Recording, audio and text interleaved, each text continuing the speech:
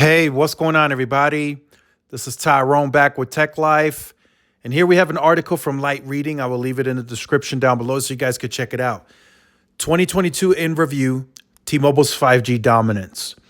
So I just want to say every year after 2022, T-Mobile's 5G dominance is going to shrink. So I want to start that off. Some are in denial, but there's just too much money being poured into it from AT&T and Verizon. This next up and coming year, Verizon is still going to be right around 20 billion. AT&T is still going to be at 22 plus billion. I mean, that's just a very aggressive amount of money that's just ready to be spent. And most of the CTOs and the engineers have the green light to spend it as fast as they can. So that tells me next year and beyond, that dominance is going to shrink. But, that's not to say that it's not, that it's a bad thing for T-Mobile. No, they've improved greatly, and it does discuss that here briefly.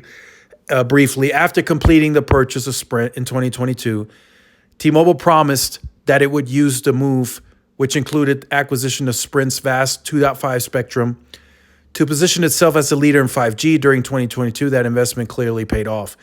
So they put those 2.5 assets to use almost instantly, scaled that very quickly on an already grid that was dense and built for PCS midband because they had no low band. And I'll go ahead and post that chart once again on Twitter so everybody's reminded. T-Mobile started LTE, and even during HSPA, they had absolutely no low band, none. So they had to build their grid based on midband. So they took that 2.5, they added it onto a layer that was already dense enough for midband. And of course, now they have low band. They got 600, they got 700, but that just made the 2.5 work that much better because the grid was already ready for it. T-Mobile didn't have to additionally densify for this 2.5. Are they adding Sprint keep sites? Of course. But the grid as it stood today was already ready for it because T-Mobile already had to densify for AWS and PCS spectrum because that's the only spectrum they had to work with during LTE. So that's kind of my stance on the 5G dominance. I think that's going to shrink every year after 2022, 23, 24, 25. It's just going to get smaller and smaller. And eventually all the carriers will have very competing 5G networks. Do I still think one is going to be better than the other? Yes. You guys have heard me say it plenty of times now. Verizon will still come out ahead. They're just too focused on the small cell density, the millimeter wave, adding C-band to those small cells as well. So that's just something that T-Mobile is not doing right now. At least anything meaningful. They're not doing any of that in a meaningful manner. I know I'm starting to see some N41 small cells pop up here and there, but it's nothing like super, super huge just yet. Will that eventually come? Will the legacy small cells be upgraded? Yes, that'll happen. Some of that work already took place now in 2022. That will further accelerate in 2023. But 2023 is all about rural expansion. So keep that in mind. Rural expansion in a big way.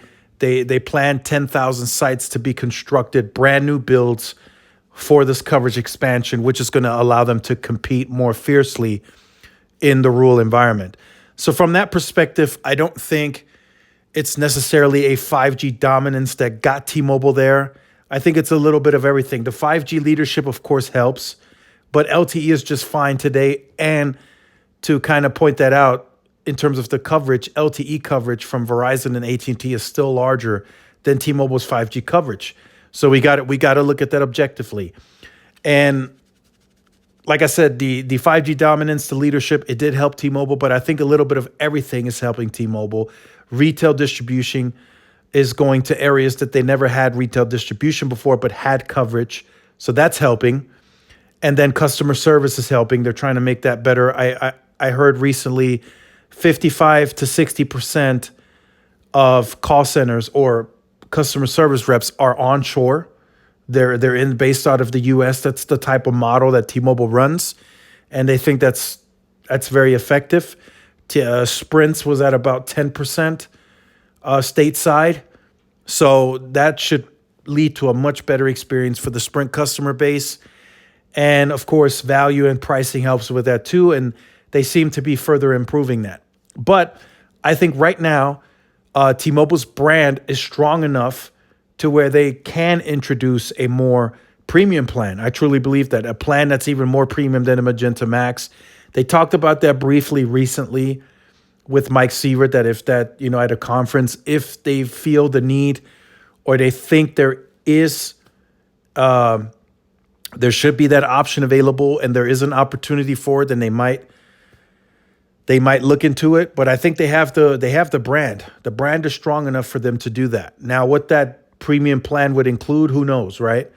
I'm sure it will include a ton more of the value for the additional price that you may pay. But I'm sure T-Mobile will figure that out if they do offer that. But I think, like I said, from my opinion, I think the brand is now strong enough to offer such a plan if they so choose to. So let me know what you think about that in the comment section down below. The 5G dominance, like I said, I think it's going to shrink every year after 2022, and Verizon and AT&T will invest such and make sure that it does. So make sure you guys stay tuned to the channel, like, share, subscribe, follow my social media outlets. This is Tyrone with Tech Life. See y'all in the next one. Peace.